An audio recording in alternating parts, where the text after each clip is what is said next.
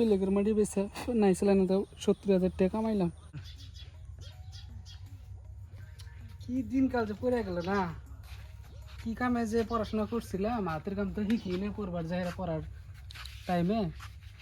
এখন চাকরি বাকরি তো হইতেছে না, যে বিজেপি সরকার আর যে চাকরির জন্য মানুষ অ্যাপ্লাইয়ের উপরে অ্যাপ্লাই করে, আমার তো কোনো যোগ্যতাই নেই। এখন কি করে খাই কোনো একটা বুঝতেই পাইতেছি না, মানে কোনো একটা রাস্তায় পাইতেছি না চলে ফিরে খাওয়ার জন্য। একটাই বুদ্ধি আছে, বিনা চালানে ফকর বিজনেস ধরা লাগবে আমার, যাতে মানুষটা অল্প দেখতে শুনতে অল্প সলিড দেখা যায় মানুষের সামনে, মানুষের বিশ্বাসই করবো না যায় আমি ফকর বিজনেস করে হারি। আমি যা কমো মানুষের তো শুনবই, মেলা ধরে পড়াশোনা করছি আমি, মানুষের তো শুনবই, মানুষের মানে সহজে ধরা হবো না, কবো হাই এই মানুষটা ফালতুমি করবো না, মানুষটা ফকটি আমি করবো না, আর পড়াশোনা আছে। দেখি আজকে বাড়িতে দিকে বাড়াই কোনো একটা বুদ্ধি যদি পাই, মানুষ পাইলে গেলে বোঝা। এই হিনাঙ্গ বাড়ি আসলো, মাটি সারি সব ভেঙে গেছে, কারণ কি করে মানুষের বাড়ি তুটেলে থাকে, এখন থাকবার দিচ্ছে না, কি যে করমু, মাথা সাথে নষ্ট, বই পোলানে কি খিলামু, তো মাথা নষ্ট। শুনলাম শুধু নাকি মাড়ি বেচবো, শুধু লোকে জানাবো, নয়তো কামাবো না আমার নে, দিয়ে আসার দেখা করে আসি, না দেখা করলে তো কাম হচ্ছে না। শুধু না এটা কোন যাও, চলো বাজারে গেতেছি অল্প। মানুষটা শুনলাম তুমি বলে মাড়ি বেছো। আমার মেলা মাটি, ধরো 300-400 বিঘা মাটি আছে, ছোট মাটি দিয়ে আমি একলা মানুষ। তো আমার তো জানো যে নদী ভেঙে গেছে গা, মাড়ি কিনা লাগে, বই প্লান না কি খামু কি করবো, কি চাও ই করার না, মাড়ি কিনা লাগে। আমার 300-400 বিঘা মাটি, মানে এত মাটি কিন্তু তার মধ্যে আমার চাকরিটা হবে, বুঝছো, 2 একরের মধ্যে অ্যাপয়েন্টমেন্ট আমার আসবে, অ্যাপয়েন্টমেন্ট হলে গেলে আমার চাকরি হয়ে যাবো, মানে বহুত টাকা পয়সা স্যালারি পাবো। তো কয় বিঘা মাটি নিবা তুমি? আমারও তো লাগে না, 1 বিঘা হলে হবো। 1 বিঘা নেবো তুমি?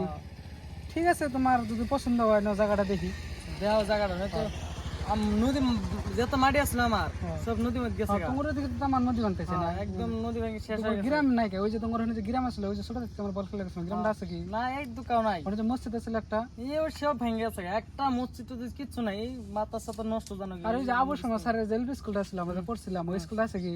আর ওটা ভাঙলোই পড়াই হয়নি? কাছের এত ভেঙে গেছে খারাপ। নদী ভেঙে শেষ একদম। তোমার সরকার থেকে কোনো ব্যবস্থা তো নাই? সরকারি মানে সরকারি 3 যদি কও আদান করি টিহা, হ্যাঁ, 1 টিহা যদি কও তাও ব্যবস্থা করে না। না খুব খারাপ করছে। ঠিক আছে তাহলে নাও, আমার আমার দক্ষিণ পাড়া একটা সাম আছে, হ্যাঁ, দাও তুমি, যদি পছন্দ হয় তুমি, তোমার টেনশন করো না, টাকা পয়সা লাগবে না, আমি তোমাকে দিয়ে দেবো, বুঝছো কি? টেনশন করো না, নাও। নো দেহা মারটা দেহা বুঝছাও। টেনশন করো না। এই যে এইখানে ব্যাগ কিনে আমার খেয়াল, বুঝছো?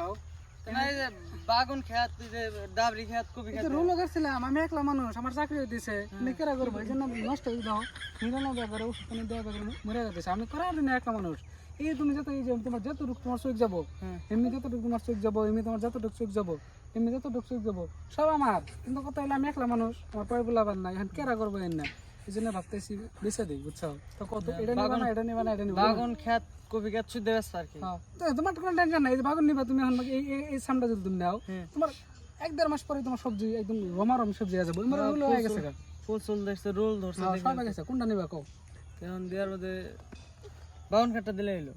বাগান ক্ষেতটা নিলে তোমার বিঘে 10 লাখ টাকা লাগবে, যেহেতু সবজি আছে। কোনো তোমার 10 লাখ টাকা তুমি নিলে গেলা, তুমি কয়দিন পরে 5-6 লাখ টাকা তুমি বাগানে বেচা হবা, দেখো একদম একদম ফুল আইছে গাছ। আমার ওরকম সামর্থ্য নাই, কলমি তো সব নদী মধ্যে গেছে, কি করবো এখন কও? তাহলে তুমি এক কাম বেকারে এটা না হারো, এটা তোমার 8 লাখ টাকা ধরমু, এটা না হারো। ওবে সামর্থ্য থাকলে তো আমি তোমার কলম নিই না। তুমি এটা না হারো, বুঝছো? এটা দেখো, এটা তোমার মানে এটা আরো বেশি, আমি যত্ন করে পারতেছি না। আমার টানতে আছে 2 লাখ টাকা উৎসবে। 2 লাখ টাকা? তাহলে এক কাম করো, এক পো নাও। এক পো মাটিতে তো কি হবো, ঘর হবো না বাড়ি হবো? দেখো নাই নাই বস্তু দিকে তুমি তাহলে কি করবা? এক বিঘা নিবা?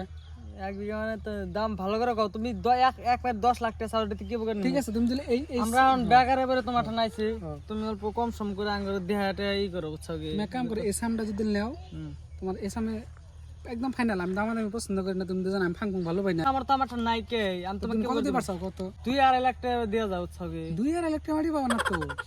2 লাখ তুমি দেখো, 2 লাখ তোমার সবজি বেচবা, তুমি 1 লাখ টাকা দিবা। সবজি বেচা কি ধরো আমার ঠেকা নাই, তাও আমি বেচতেছি, কারণ আমার চাকরি দেওয়া যাবো গা। খালি তাহলে আমার বাড়ি করা লাগে, বুঝছাও? নয় মানুষের মাটি টোটালি থাক পারতে দিতেছে না, তোমার ঠেকা। সবজি না হলে বাড়ি করা লাগে। তোমারও থাক আমারও থাক, 4 লাখ টাকা দিয়ে লাগবে না, সামর্থ্য নাই কা আমারও তাহানি। তাহলে তুমি কত দেবা? লাস্ট একটা কয়ে দাও।